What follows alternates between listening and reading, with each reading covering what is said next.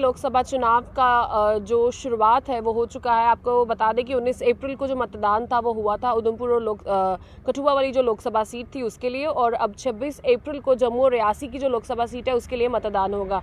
मेरे साथ इस टाइम मौजूद है बीजेवाईएम के भारतीय जनता युवा मोर्चा के स्पोक्स पर्सन आदिल मनास। इनसे बातचीत करते हैं कि बीजेपी की क्या कुछ तैयारियां जो है वो इस टाइम चल रही हैं, और जैसे कि अब 26 अप्रैल को जम्मू में मतदान जो है वो होने वाला है। आदिल से बात करते हैं। आदिल जी, आपसे जानना चाहेंगे कि भारतीय जनता पार्टी की जम्मू को लेकर क्या कुछ तैयारियां हैं? जी, हमारी तैयारियां जो हैं पार्टी की वो पूर्ण रूप में पार्टी की तैयारियां बड़ी ज़ोरों शोरों पे चल रही हैं और लगातार हमारी कैंपेनिंग चल रही है। डोर टू डोर कैंपेनिंग भी है जिसमें हमारी सेंटर की लीडरशिप भी रेगुलरली यहाँ पे प्रवास कर रही है, और हमारे अध्यक्ष जी, हमारे रविंदर रैना जी, अरुण प्रभात जी, अशोक कोल जी, ये सभी लोग जो हैं इलेक्शंस को लेके पूरी तरह से अपना काम जो है ये कर रहे हैं। और जहाँ तक बात है हमारी कठुआ उधमपुर पार्लियामेंट्री सीट की, जिसकी वोटिंग अभी हाल ही में हुई, हमें पूरी उम्मीद है कि इस सीट पे हम पूर्ण बहुमत से जीतेंगे। और जहाँ तक बात है हमारी योगल जी की, योगल किशोर शर्मा जी की, हमारा जो 26 तारीख को पोलिंग होने जा रही है इसमें बढ़ चढ़ के जम्मू के लोग हमारा साथ देंगे, क्योंकि डेवलपमेंट हमारा मुद्दा है डेवलपमेंट का। हम वोट जो कास्ट कर रहे हैं अपना, जो हमारे जम्मू का शहरी जो वोट कास्ट करेगा वो करेगा डेवलपमेंट के मुद्दे के ऊपर।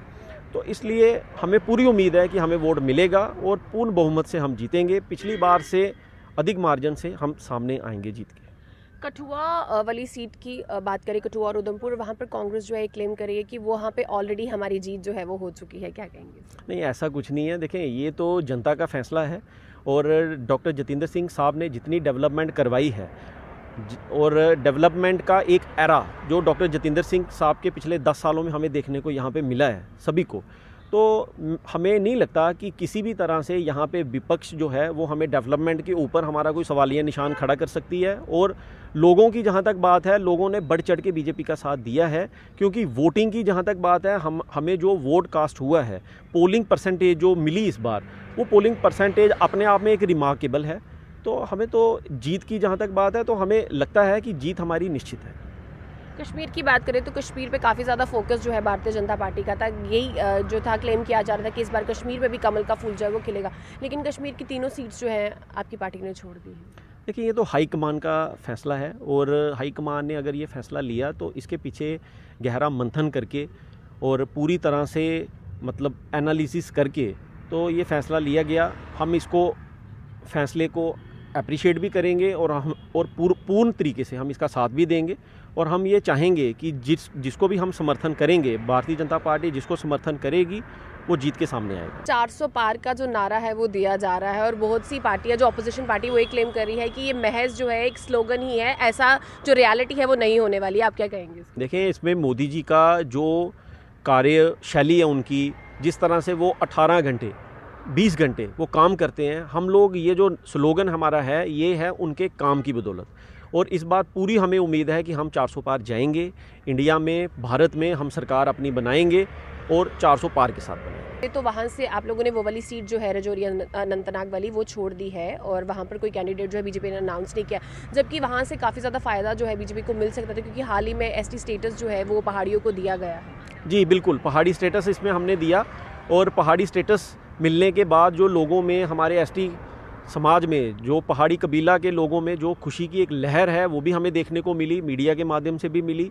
और इसमें पार्टी का जो ये निर्णय है कि हम लोग वहाँ से कंटेस्ट डायरेक्टली हम नहीं करेंगे, बट इनडायरेक्टली, जैसे मैंने पहले भी कहा, इनडायरेक्टली जो भी कैंडिडेट हमसे सपोर्ट लेना चाहेगा, हम जिसको सपोर्ट करेंगे तो उसके लिए ही हम वोट कास्ट करेंगे अपने। भारतीय जनता पार्टी को ये डर है कि कश्मीर में उनको एंट्री मिल ही नहीं सकती है, वहाँ से वो जीत ही नहीं सकते, इसलिए वो उधर का रुख जो है नहीं करते हैं। देखिए, ऐसा कुछ नहीं है, हमें ऐसा कोई इसमें कोई डर वाली बात नहीं है। इसमें सीधा सा यही है कि जो हाईकमान फैसला लेगी हम उसी के साथ हैं, और बतौर सिपाही हमने काम करना है, हमने लोगों की अपेक्षाओं पे पूरा उतरना है। तो हम जम्मू में भी काम कर रहे हैं, कश्मीर में भी काम कर रहे हैं। हमारा जितना वोट इस बार कश्मीर में भी कास्ट होगा वो भी अपने आप में एक एग्जाम्पलरी होगा। और जहाँ तक बात है हमारे काम की, तो हम लोगों ने डेवलपमेंट को ही इलेक्शंस का मेन मुद्दा हमने बनाया हुआ है। ओवरऑल डेवलपमेंट जो जम्मू कश्मीर में हुई आफ्टर एब्रोगेशन ऑफ आर्टिकल 370, तो वो अपने आप में एक रिमार्केबल है, देखने वाली चीज़ है। आखिरी सवाल आपसे रहेगा, जिस तरीके से स्टार कैंपेनिंग जो है अभी चल रही थी कि प्राइम मिनिस्टर भी आए, उसके बाद होम मिनिस्टर आए थे, तो ऑपोजिशन जो है ये कह रही है कि शायद बौखलाहट जो है बीजेपी की देखने को मिल रही है, क्योंकि जिस तरीके से वो स्टार कैंपेनिंग करवा रही है। नहीं, ऐसा नहीं है। इसमें क्या है कि रूटीन में ये जो चीज़ें हैं, स्टार कैंपेनर्स का आना, ये बीजेपी की साइड से भी है, ये कांग्रेस की साइड से भी है, ये सभी पार्टीज़ की तरफ से होता है। तो स्टार कैंपेनर आते हैं इलेक्शन में, स्टार कैंपेनर्स की एक अहम भूमिका मानी जाती है और वो लोग आके अपना वोट जो है हमसे डिमांड करते हैं, हमसे अपने तरीके से वोट जो है वो लेने की कोशिश करते हैं। तो इसलिए स्टार कैंपेनर्स का आना जो है वो एक अच्छी बात है और ये आज की नहीं है, ये काफ़ी साल पहले से ये परंपरा जो है ये चलती है।